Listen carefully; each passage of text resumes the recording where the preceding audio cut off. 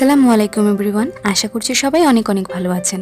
আমার আজকের আয়োজনে আপনাদের সবাইকে স্বাগত জানাচ্ছি। আজকের আয়োজনে থাকছে ভাত দিয়ে ভিন্নধর্মী একটি রেসিপি, যে খাবারটির উৎপত্তিস্থল আমার রান্নাঘরে হলেও আপনারাও কিন্তু আপনাদের বাসায় ট্রাই করে দেখতে পারেন এটা। আর আমার মনে হয় এটা সবাই খুব পছন্দ করবে, বিশেষ করে যেসব বাচ্চারা একদমই ভাত খেতে চায় না তাদেরকে এটা তৈরি করে খাওয়ালে তারা কিন্তু বুঝতেই পারবে না যে এটা ভাত দিয়ে তৈরি করা হয়েছে। তো চলুন দেখে নিই কিভাবে এটা তৈরি করতে হয়। তার আগে বলে নিচ্ছি, যারা আমার চ্যানেলে নতুন তারা প্লিজ আমার চ্যানেলটি সাবস্ক্রাইব করবেন, এবং যারা অলরেডি সাবস্ক্রাইব করে ফেলেছেন তাদেরকে অসংখ্য ধন্যবাদ। এখানে আমি অল্প কিছু পেঁয়াজ কলি নিয়ে নিয়েছি। তো এখন এগুলোকে আমি ছোট ছোট করে কেটে নিচ্ছি। এখানে আগে থেকেই বলে রাখছি, আমি যেসব সবজি এখানে ব্যবহার করেছি সেগুলোই ব্যবহার করতে হবে এমন কোনো কথা নেই। আপনারা আপনাদের পছন্দ অনুযায়ী যে কোনো সবজি ব্যবহার করতে পারেন এখানে, তবে একটু খেয়াল রাখবেন যেসব সবজি সিদ্ধ হতে একটু সময়ের দরকার সেগুলো এখানে ব্যবহার না করেই ভালো। তো এবার একটি গ্রেটারের সাহায্যে একটি গাজরকে আমি গ্রেট করে নিচ্ছি চিকন করে। তবে গাজরটা পুরোপুরি আমি ব্যবহার করছি না, অর্ধেকটা নিয়েছি এবং অর্ধেকটা রেখে দিয়েছি। এবারে একটি বাটিতে আমি কিছুটা ভাত নিয়ে নিয়েছি, এই ধরুন হাফ কাপের মতো হবে। এখন এর মধ্যে একটি ডিম ভেঙে দিয়ে দিচ্ছি। এর মধ্যে দিয়ে দিচ্ছি একটি মিডিয়াম সাইজের পেঁয়াজ কুচি, আরও দিয়ে দিচ্ছি 3-4টি কাঁচামরিচ কুচি, তবে ঝালটা যার যেমন পছন্দ অ্যাডজাস্ট করে নেবেন। এ পর্যায়ে কেটে রাখা পেঁয়াজকলি এবং গাজরটাও দিয়ে দিচ্ছি। এর মধ্যে দিয়ে দিচ্ছি পরিমাণ মতো লবণ।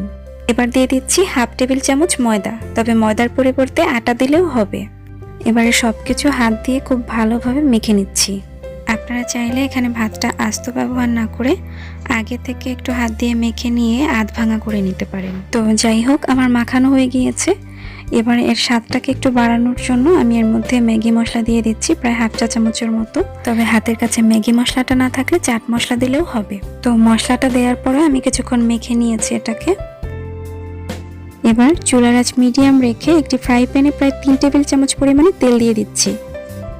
তেলটা যখন মোটামুটি গরম হয়ে যাবে তখন মেখে রাখা সেই ভাতের মিশ্রণটা হাতের মধ্যে একটু একটু করে নিয়ে তেলের মধ্যে দিয়ে দিতে হবে, এবং হাত দিয়ে চেপে চেপে একটু চ্যাপটা করে দিতে হবে যাতে এর ভেতরটা কাঁচা না থেকে যায়। আমি সবগুলো এভাবে দিয়ে দিয়েছি এবং হাত দিয়ে চেপে চেপে একটু ফ্ল্যাট করে দিয়েছি যাতে কোনোভাবেই কোনো অংশ এর কাঁচা না থাকে। আর এগুলো দেওয়ার পরে চুলার আঁচটা আমি মিডিয়াম লো করে রেখেছি, এবং মিডিয়াম লো আছে এগুলো উল্টে পাল্টে ভেজে নিতে হবে। একটা সাইড হয়ে গেলে আমি অন্য সাইডও উল্টে দিচ্ছি।